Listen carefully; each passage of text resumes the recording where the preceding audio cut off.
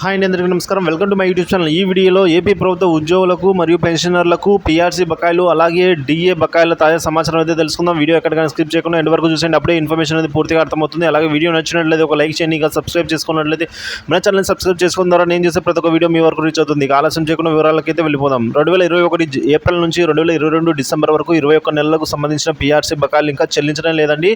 So అలాగే 2018 July నుంచి 2024 మార్చి 31 వరకు రావాల్సిన డిఏ బకాయిలు ఇంకా ఇవ్వలేదు. ఒక్కో ఉద్యోగికి అంటే ప్రభుత్వం అయితే ఇవన్నీ ఇంకా చెల్లించవలసి ఉందండి. ఒక్కొక్క ఉద్యోగికి సగటున 192 నెలల బకాయిలు అయితే రావాల్సి ఉంది. సో రాష్ట్రంలో 10,000 బేసిక్ పెన్షన్ ఉన్న వారికి 70,000 అలాగే 20,000 బేసిక్ ఉన్న పే ఉన్న వారికి ఉపాధ్యాయులకు కానీ ఎవరికైనా సరే పెన్షన్లకు కూడా 1,40,000 రూపాయల చొప్పున బకాయిలే పెట్టింది రాష్ట్ర ప్రభుత్వం అయితే చెప్తున్నారు. సో అదైతే వాస్తవమే అండి. సో ఇంకా చెల్లించవలసిన పీఆర్సీలో అయితే 70 ఏళ్ళు ఇచ్చే అదనపు ఏపీక్యూ అదనపు క్వాంటం పెన్షన్ను అయితే 10% నుంచి 7% తగ్గించారు. అలాగే 75 నుంచి 80 ఏళ్ల మధ్య లభించవలసిన 15% ఉండే అదనపు క్వాంటం పెన్షన్ను అయితే 12% తగ్గించారు.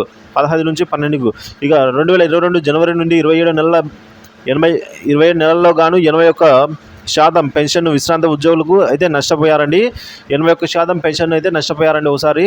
ఇది రెఫరెన్స్ అంటే ఇది రివర్స్ పెన్షన్ కాకపోతే మరేంటి అయితే అంటున్నారు. అంటే పెన్షన్ ఎక్కడైనా పెరుగుతూ వెళ్తుంది కానీ ఇది రివర్స్ పెన్షన్, అంటే ఇట్లా తగ్గుతూ వచ్చిందని అయితే చెప్తూ ఉన్నారు. ఇక హెచ్ఆర్ఏ కూడా తగ్గించేశారు. అలాగే సచివాలయ ఉద్యోగులకు సంబంధించి 30% ఉండే హెచ్ఆర్ను 24%, అలాగే జిల్లా కేంద్రాల్లో 20%గా ఉన్న హెచ్ఆర్ఏని హౌస్ రెంటల్ అలవెన్స్ను అయితే 16% తగ్గించడం పట్ల అంతర్గతం ఏమిటో అనేది అంతా చెప్తూ ఉన్నారు. సో ఈ విధంగా మనం చూసుకున్నట్లయితే ఒక్కొక్క ఉద్యోగికి సంబంధించి ఉద్యోగాన్ని పెన్షనర్ కానీ సో ఈ డిఏ మరియు పీఆర్సీ బకాయిలు అయితే 10,000 బేసిక్ ఉన్నవారికి 70,000, 20,000 బేసిక్ ఉన్నవారికి 140,000 అంటే 1,40,000 ఈ విధంగా అయితే అందరికి పెండింగ్లో ఉంది. ప్రభుత్వం అయితే చెల్లించవలసి అయితే ఉందండి. సో మొత్తం అమౌంట్ లిస్ట్ అయితే ఈ విధంగా ఉంది.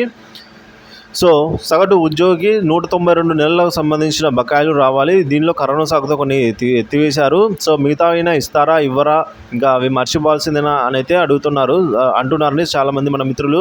సో ప్రభుత్వం అయితే వీటన్నిటిని చెల్లించే దృశ్యలో అయితే ఉంది.